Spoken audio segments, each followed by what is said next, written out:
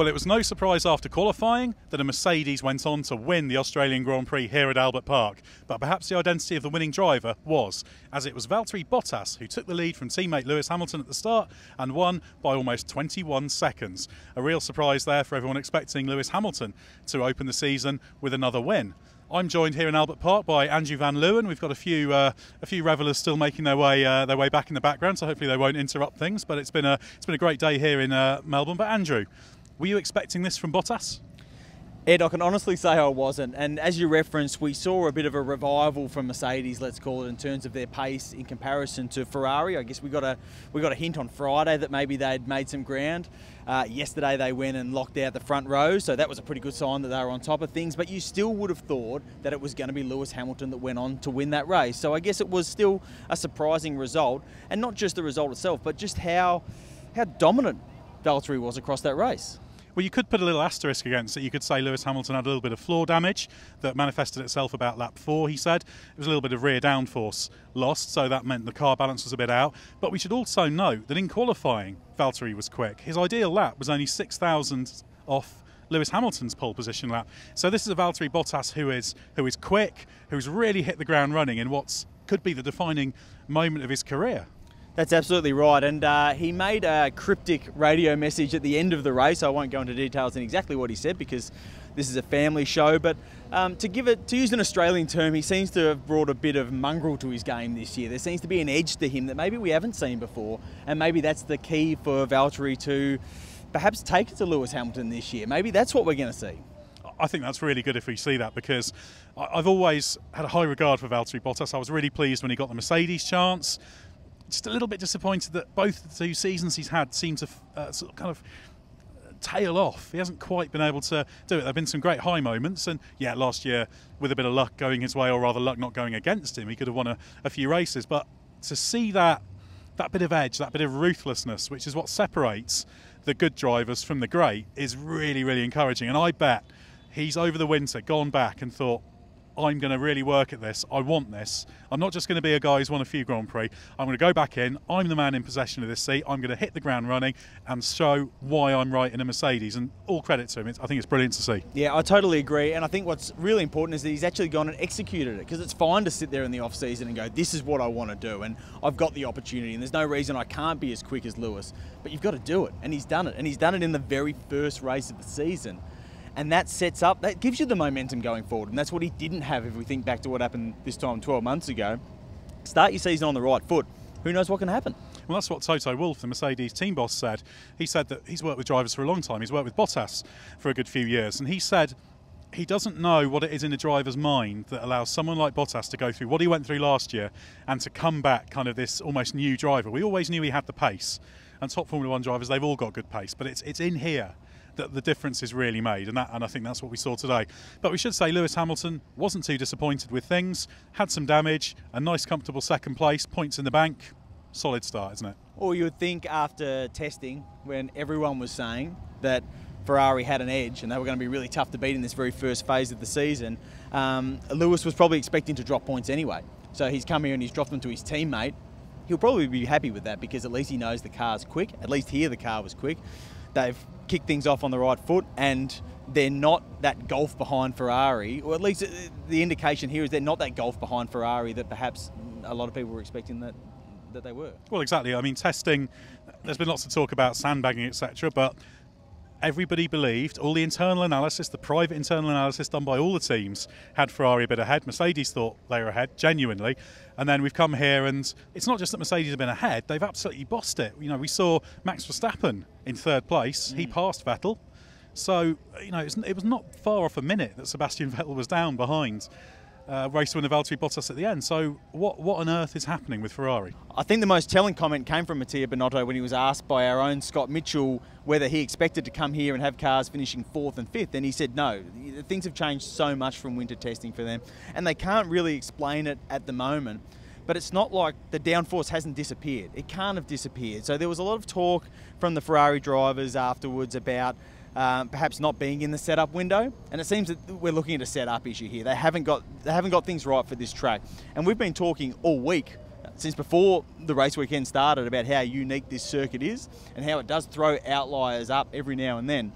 And perhaps it's not so much that it was an outlier for Mercedes in terms of their pace, but it was an outlier for Ferrari not getting it right. They just didn't quite get into the setup window this weekend, and that's what cost them. Because you would think it would be unlikely that they've just the car's forgotten how to make downforce ever since Barcelona, and you've got Sebastian Vettel saying it feels totally different. That's exactly it. And I think this is an unusual circuit. We did see Ferrari ultimately on pace here last year, even though Sebastian Vettel won. The margin was similar. It surprised me because I said after Friday I expect Ferrari to find gains into Saturday. They found the tiniest gain, they found about a tenth, but they didn't find anything approaching what I was expecting. So it's not just a simple question of troubleshooting. It's going to be fascinating to see what happens in Bahrain. We should also say on Ferrari, Charles Leclerc's debut, he finished 5th behind Sebastian Vettel, had a bit of a go at passing him at the start, couldn't quite, and ended up slipping behind Max Verstappen. But then, late in the race when Vettel was struggling, of course there was quite a big offset because Leclerc had stayed out much longer on his set of starting tyres, and then he was given the instruction to, can you just sit behind him, please? Well, I think that says so much about their race because they're running 4th and 5th and they're playing the ultimate safe game. And they said that at the end. That instruction was about not taking any risks at all. And they were in the perfect opportunity to try and get an extra point for the fastest lap. And it was talked about in the camp, do we have a go at this? But at the end of the day, it was no risk. Bank some points, let's try again next time out because we didn't get it right here. And Mercedes have run away with this one. But let's live to fight another day, bank some points, and think about the big picture in terms of what's going to happen later in the season. And it says a lot when we're talking about playing it safe, and that there was a bit of radio chatter about whether Bottas would go for that fastest lap. Of course, fastest lap worth a point now this year, and he was able to and get that on fairly old tyres. So even with them being a little bit careful, they were still able to go for it. They didn't want to make an extra pit stop to do it, but he could do it on those tyres. We should talk about Red Bull, Max Verstappen. This is Honda engine's first podium in Formula One since the 2008 British Grand Prix, the wet race won by Lewis Hamilton. Had a great opportunistic podium there, but it wasn't on merit certainly because it was poor that year. But this is a huge boost. Max Verstappen said, "Now at least we can fight." Yeah, look, and it's just got to relieve a lot of pressure, doesn't it, to come into the first race? And we talked about that with Valtteri Bottas as well. You work for something and then you make it happen straight away and you go, right, we're capable of it. It can work for us. So, look, great result for Max Verstappen, and I guess it's going to be interesting to see where they do end up. I mean, is he a factor in this title fight? It's going to be hard to be a factor in the title fight, but I think, and we thought this after testing, a Honda engine is going to win a Grand Prix this year, maybe more than one. They're certainly no worse off. They may be better off than Renault. So this is a great start for that partnership. It's good for Formula One because Honda came in, all their struggles.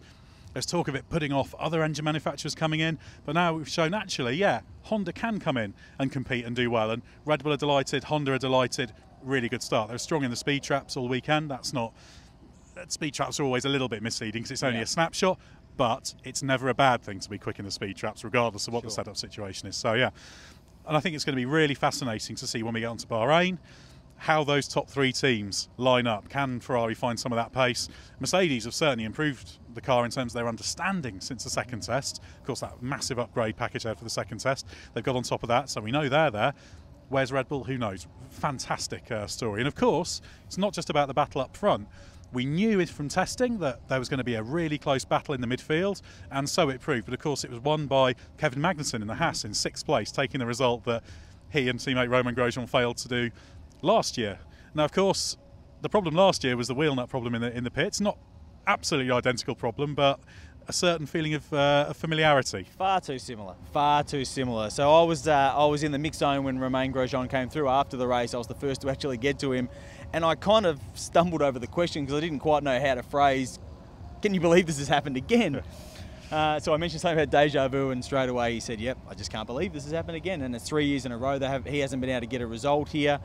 He's dropped a lot of points. He was in a position to score a lot of points. And obviously he talked about the fact that other teams are going to bring upgrade packages. It's important for them to score early, and they've missed a great opportunity to do that. I guess with Kevin Magnussen's result, he was so happy after qualifying yesterday. It's no great surprise that he ended up at the front of that midfield battle because he's sitting there going, I can't believe I don't have the fastest car in the field, let alone the best car in the midfield. So good result for him, good result for the team in terms of what they did last year, but still how disappointing that they didn't have 2 cars up there scoring those sorts of points. Yeah, they should have done. Of course, Grosjean was running up there. They swapped positions, the Haas. Grosjean had qualified ahead, but he slipped behind Kevin Magnussen at the start. But his pit stop even before the wheel problem later on, his pit stop was already long, so he'd lost track position. He was up against it. But we should say, Renault, Nico Hülkenberg was 7th, but Daniel Ricciardo, so many fans here at Albert Park. You can still see various people with yellow hats walking around, really getting behind their local hero, but it couldn't have gone much worse for him, could it? He barely made it to the start-finish line before it all went wrong. Quite interesting. So he's put 2 wheels off the track on the run to turn 1. He was reacting to Sergio Perez, who had made a slow getaway in front of him and had moved over to the right. He felt that he had to go right to make sure there was room there. What he didn't factor in was that there was going to be a gutter off the circuit, and it's just torn the front wing off the car, and his race is done right there and then. He carries on for a while, eventually retires with a problem that they haven't said exactly what it was yet. But his race was over on the spot there. And the big question is, did he really need to have those wheels off the track? I mean, if you look at the footage, you'd say no. It looks like there's space there. And Perez actually straightens the car up after he makes an initial move to the right. Speaking to Daniel after the race, he said that he was trying to play... He was just trying to be safe. He wanted to make sure that Perez was not going to keep coming. He felt that it was safe to drop those wheels. Obviously, he had no idea the gutter was there, and it couldn't have gone worse for him. So I think if he'd stayed on track, he could have been. He made a good start. He could have been fighting around where Hülkenberg is, and again, they're scoring good points, and they're sort of about where we thought they'd filter into the midfield. But instead, it's no points. And even if his retirement was nothing to do with that early crash, it was going to cost him. It cost him a result. No, exactly, and I think when he studies the replay of what happened, he'll look at it and think, it's unfortunate it happened for a reason, but he'll be kicking himself. We know what he's like. He's a cheery character, but there's real steel and determination there. He won't be happy with that. Lance Stroll for Racing Point, 9th place on the right side of strategy, and actually drove a good race. He was unfortunate in qualifying with traffic, but did a good job there to get the get the penultimate point ahead of Daniel Kvyat and the Toro Rosso, of course, who passed Pierre Gasly in the Red Bull just after the pit stop. So we did see in this race that it took a little bit of time to get the rears working out of the pits, so that made him a little bit vulnerable to Kvyat, who'd stopped a little bit before and his tyres were really in the window, and then Pierre Gasly ended up 11th. Disappointing Red Bull start for him, obviously. Other stories, McLaren, Carlos Sainz retired early on, Lando Norris, decent debut, but ended up stuck behind Giovinazzi in this Alfa Romeo train that livened up the race. Yeah, that's exactly right. I think Lando will still be pretty happy with this weekend based on what he did yesterday. That was a fantastic showing from him on debut. Carlos Sainz, I mean, that's worrying that the Renault engine, that we're seeing problems like that at the start, and we don't know what the Ricciardo issue is as well. Well, it was an MG UK that went for Carlos Sainz Jr., and he was enthusing yesterday when asked about it. He was saying, Renault have really made a performance step. The concern is they've made a performance step. Has it come at the expense of reliability? Now, Renault reliability hasn't been perfect, but it wasn't too bad outside of Red Bull last year, and this is a worry because there have been other glitches in testing as well. He didn't seem to have read from the PR playbook when he was talking after the race and saying, no, this is a one-off, I'm fully confident. I'm as confident as I was yesterday. There was definitely a sense of, I hope this is a one-off, and I hope we're still in as good a position as I thought we were yesterday. But there was a sense that I think he was pretty disappointed with how that went today. But the great thing is, that midfield, it is tight. Everyone was able to fight for points. Lando Norris could have got a point.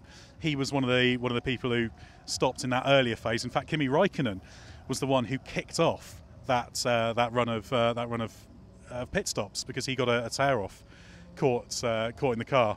So that caused some cooling problems. So they brought him in. It's amazing how one thing like that can trigger that, and that effectively not wrecked Norris's race, but made it very, very difficult because track position is king here, and we saw it was difficult to overtake. We've got these new rules. We weren't expecting a massive difference, and I don't think we really saw it around here, did we? Well, it's Albert Park. It's hard to overtake here. It's always going to be. I don't think that you could do anything with the rules, and it's going to be difficult to pass here because there's just not those clear stop corners where you bring the car up the inside of another car and try and get by. It's interesting, just coming back to McLaren, I mean, we spoke earlier in the week about how tight that midfield battle was. Actually, we've been talking about it all week.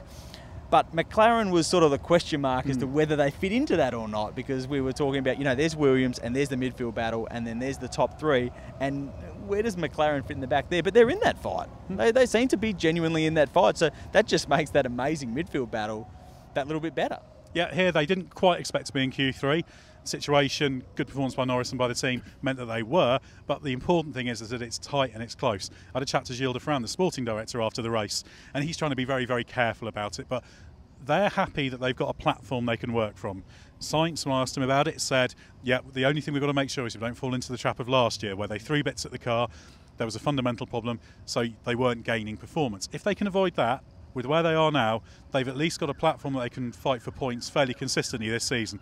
Now, by old McLaren standards, that doesn't sound great, but after where they were, this is a kind of new start for them. So I think that's perfectly respectable and decent for them. You know, a good performance. And when you look at where Williams is, down the back, obviously Robert Kubica made his return. He got some front wing damage early on. You know, hard work for him, but the culmination of an amazing journey for him. First Grand Prix start in 8 years. So that's still a tinge of sadness about it, but still a feel-good story. And George Russell, on his debut, you know, did what he could with the car, but, you know, Williams in all sorts of trouble. I believe he referred to it as, just practice sessions or a testing session for when they get on top of the fundamental issue that's now come to light that there is with the car. So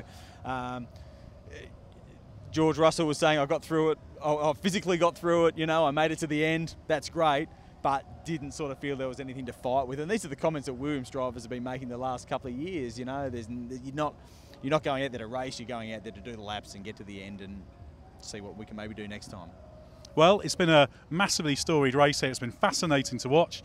Great win from Valtteri Bottas. I guess the big question is this going to be the form for the rest of the season? It's very, very clear that Mercedes are up at the front. How close can Ferrari get? Can they get up with them when they've got the car working? And what can Red Bull Honda do? Fantastic start here at Albert Park. We'll be in Bahrain in a few weeks to see what happens on a slightly more orthodox circuit, shall we say, and really find out what the pattern is competitively for the season, but what a season it's going to be.